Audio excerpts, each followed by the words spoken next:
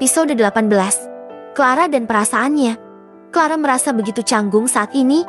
Tiba-tiba Arka ada di restoran yang sama dengannya dan sang ibu. Padahal sejak tadi dia sudah merasa tidak enak karena Indri selalu membicarakan masalah pernikahan dan sekarang Indri memintanya ikut dengan Arka untuk melihat cincin di sebuah toko perhiasan milik sahabatnya.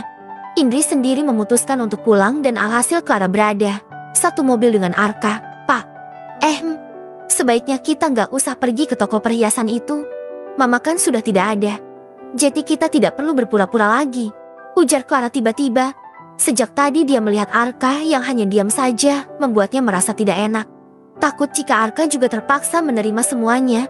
Bukankah mereka hanya pura-pura menjadi kekasih dan apa Arka merasa tidak nyaman saat sang ibu mengajaknya pergi untuk mendekatkan diri seperti ini? Loh, kenapa?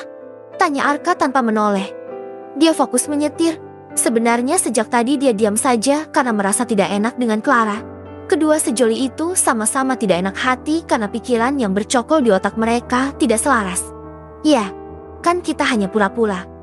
Pak, aku takut kalau kita makin menghayati peran kita sebagai sepasang kekasih, bahkan sudah melibatkan orang tua, jawab Clara lirih.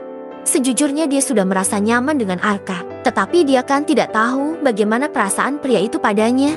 Iya, kalau Arka juga nyaman dan suka padan. Kalau tidak, kan dia sendiri yang akan patah hati nantinya. Seperti dulu dia juga mencintai Daven dengan menggebu-gebu dan akhirnya dia juga tidak mendapatkan cinta yang sama seperti yang dia rasakan untuk sang pria. Clara Jeti merasa trauma karena sakit hati itu tidak enak. Kalau dia mengingat dulu saat masih mencintai Daven dan sering sekali diabaikan atau hanya dianggap sebagai anak kecil, tentu saja masih sakit, kecewa, dan marah terhadap dirinya yang bodoh soal cinta. Makanya Clara sekarang sangat berhati-hati dalam memilih pria, apalagi ketulusan cintanya. Jadi, kamu keberatan kalau kita harus berakting maksimal? Tanya Arka dengan nada kecewa. Entah kenapa mendengar ucapan Clara yang seperti itu membuat Arka tidak semangat. Padahal aku suka loh berakting seperti ini. Clara terkejut mendengar ucapan Arka. Apa maksudnya suka? Jadi maksud Arka dia ingin menghayati sebagai kekasih sungguhan. Clara heran ketika Arka menepikan mobilnya dan berhenti di pinggir jalan. Clara, aku tahu kalau kamu mungkin masih belum terbiasa, tapi aku ingin selama waktu 6 bulan ini kita pakai dengan maksimal. Bagaimana? Ya, kesempatan Arka hanya setengah tahun dan dia harus bisa merebut hati Clara sebelum perjanjian itu usai. Clara sendiri terlihat berpikir. Dia terkejut saat tiba-tiba wajah Arka mendekat. Bayangan ciuman yang mereka lakukan kemarin itu melintas lagi dipikirkannya. Pak, mau apa? Arka tersenyum dan mencium pipi Clara. Rasanya dia begitu gemas dengan bibir pink yang sudah menjadi candunya itu. Aku mau kamu menghayati peran sebagai kekasihku selama masa perjanjian itu berlangsung. Aku tidak mau sampai aktingmu nanti ketahuan mama, ujar Arka. Clara sampai harus menahan napas karena jantungnya berdebar tidak karuan hanya karena ulah Arka. Iya Pak, hanya itu yang bisa Clara jawab. Sebenarnya bukan karena masalah perjanjian 6 bulan itu yang Clara pikirkan. Clara hanya tidak ingin dirinya terlalu terbuai dengan sikap Arka kepadanya. Kalau begitu, sekarang kita ke toko perhiasan milik sahabatnya Mama. Kalau kita nggak datang, pasti Mama tahu karena Mama sudah memberitahu kepada sahabatnya itu jika kita akan datang. Clara mengangguk pasrah. Setidaknya masih ada beberapa bulan lagi untuknya menahan diri agar tidak jatuh cinta kepada pria di sampingnya ini. Rasa Arka kembali melajukan mobilnya ke sebuah toko perhiasan milik salah satu teman ibunya. Dia senang akhirnya Clara mau menurut. Sedangkan di sisi lain, Davi mendapatkan telepon dari seseorang. Dia melihat nomor asing yang tertera di layar. Jika masalah pekerjaan, biasanya mereka akan menghubungi sekretarisnya terlebih dahulu. Tetapi ini langsung menelepon ke ponselnya. Karena merasa penasaran, akhirnya Dava mengangkat panggilan tersebut. Halo, ini dengan siapa? Halo, Pak Davi. Ini saya Farel Wiguna.